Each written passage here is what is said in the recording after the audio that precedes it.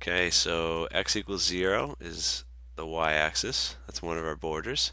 X equals 1. That's this vertical line right poorly drawn over here.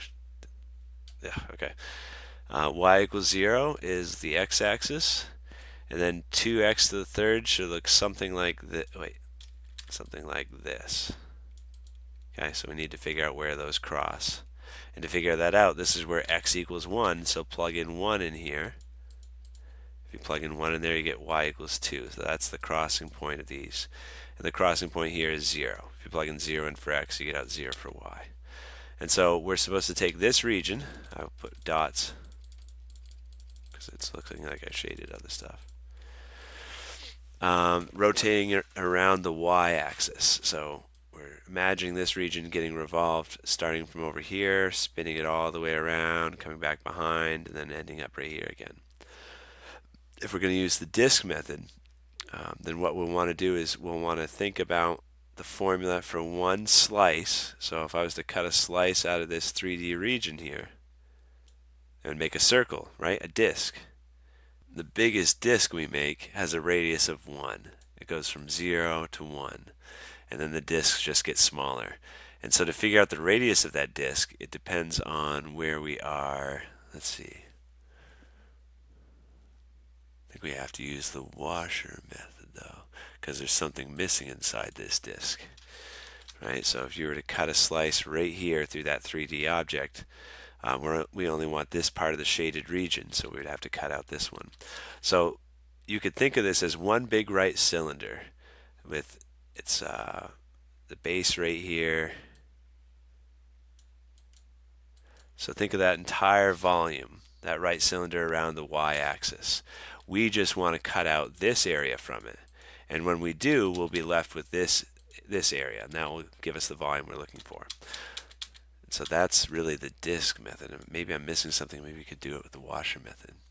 But for the disk method, I'm taking that big right cylinder, which has a radius of 1, and I'm subtracting the volume created by each disk I make here.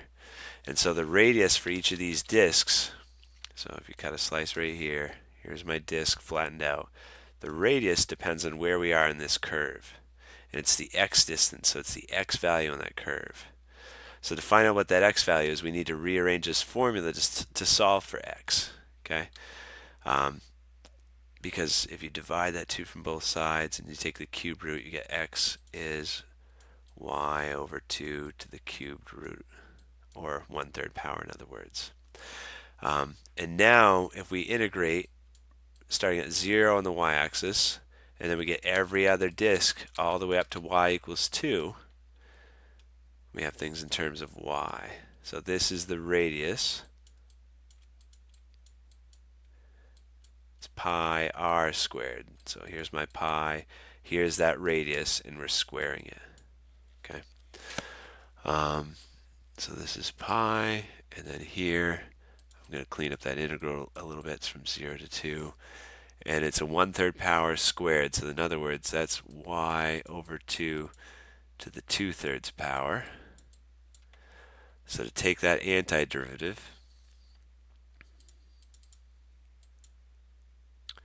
the power is going to go up by 1, but that 2 constant's tough. So here I can factor out that 2 constant. That's 2 to the 2/3. Integrate from 0 to 2, y to the 2/3.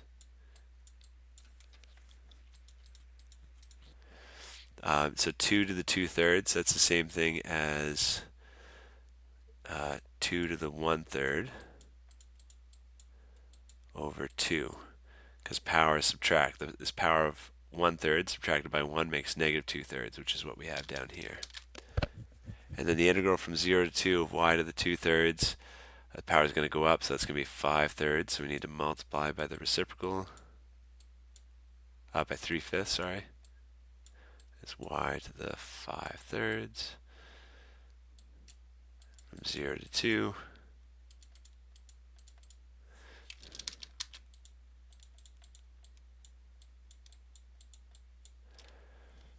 And now we just need to plug in 2 and then plug in 0. So we got the 3/5.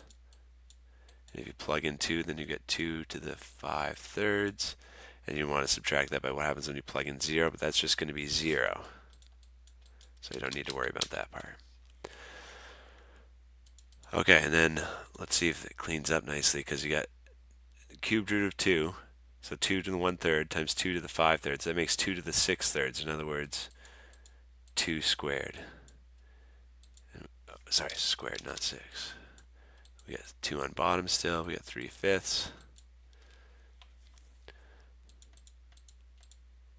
So this is 4 pi times, actually here, we can cancel out one of these.